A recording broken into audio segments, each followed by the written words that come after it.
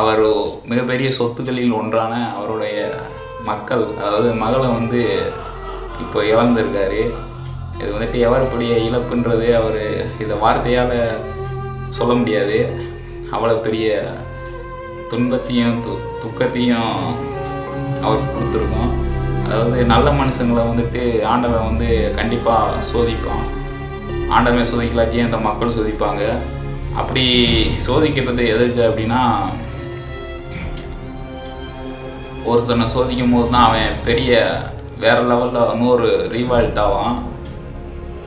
ஒருத்தனை அடிக்க தான் அது மிக பெருசாக வெடிக்கும்.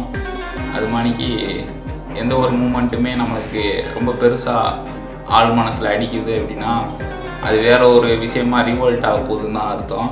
நீங்கள் வேணால் பாருங்கள். நிச்சயமாக இந்த வீடியோவில் இப்போ நான் சொன்ன விஷயம் பிற்காலத்தில் இது நடக்கலைன்னா என்னன்னு கேளுங்க. வேணா பாருங்கள். நிச்சயமாக இந்த வீடியோவில் இப்போ நான் சொன்ன விஷயம் பிற்காலத்தில் இது நடக்கலைன்னா என்னன்னு கேளுங்க.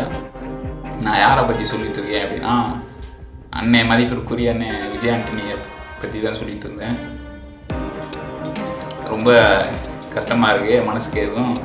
அதனால தான் 12 மணிக்கு வீடியோ போட்டிருக்கேன், வீடியோ பேசிகிட்டு இருக்கேன்.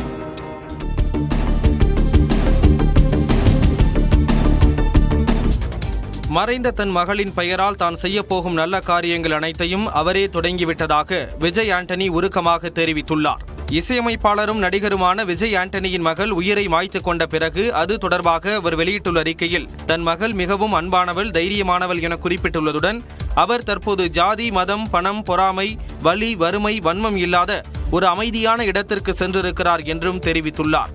தன்னிடம் மகள் பேசிக் கொண்டிருப்பதாகவும் அவருடன் தானும் இறந்து விட்டதாகவும் அவருக்காகவே நேரத்தை செலவிட தொடங்கிவிட்டதாகவும் குறிப்பிட்டுள்ளார். மேலும் மறைந்த மகளின் பெயரால் தான் செய்யப்போகும் நல்ல காரியங்கள் அனைத்தையும் அவரே தொடங்கி வைப்பார் என்றும் விஜய் ஆண்டனி அறிக்கையில் தெரிவித்துள்ளார்.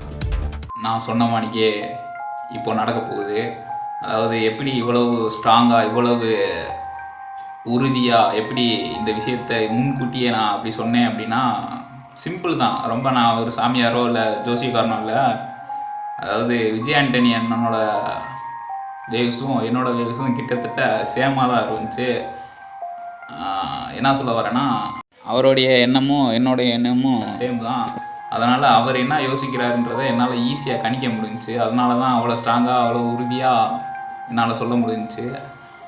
இன்னமும் அடுத்து என்ன நடக்க போகுதுன்றதை கூட என்னால் எக்ஸ்பிளைன் பண்ண முடியும்.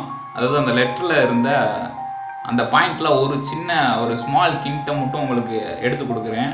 ஃபுல்லாக சொன்னால் நீங்கள் பயந்துருவீங்க.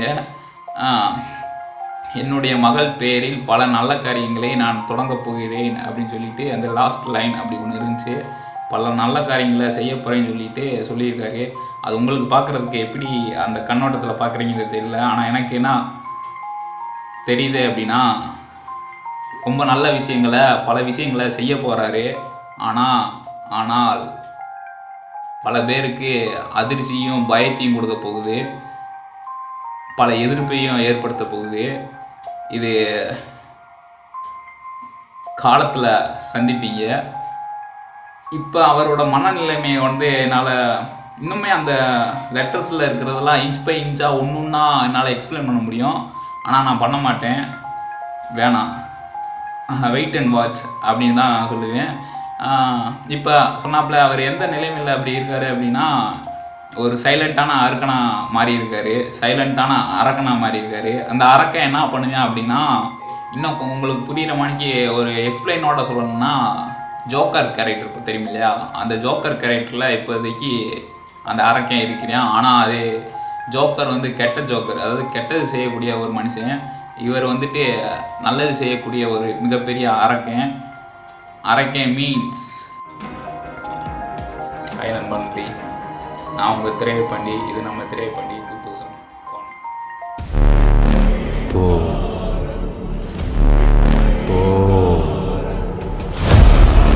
நீ பண்ண போகிற புண்ணியம் நீ தேடுறத உனக்கு